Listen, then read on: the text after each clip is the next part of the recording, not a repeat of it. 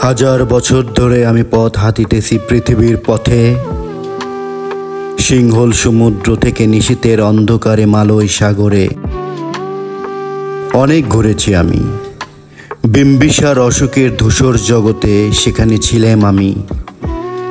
আরও দূর অন্ধকারে বিদর্ভ নগরে আমি ক্লান্ত প্রাণ এক, চারিদিকে জীবনের সমুদ্র সফেন। আমারে দুদণ্ড শান্তি দিয়েছিল নাটোরের বনলতা সেন।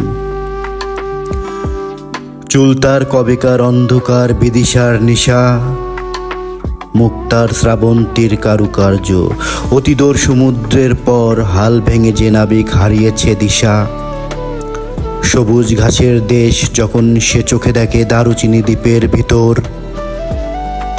তেমনি দেখেছি তারে অন্ধকারে। বলেছে সে এতদিন কোথায় ছিলেন, পাখির নীড়ের মতো চোখ তুলে নাটোরের বনলতা সেন। সমস্ত দিনের শেষে শিশিরের শব্দের মতন সন্ধ্যা আসে, ডানার রৌদ্রের গন্ধ মুছে ফেলে চিল।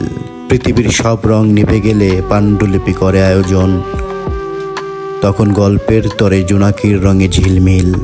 সব পাখি ঘরে আসে, সব নদী ফুরায় এ জীবনের সব লেনদেন। থাকে শুধু অন্ধকার, মুখোমুখি বসিবার বনলতা সেন।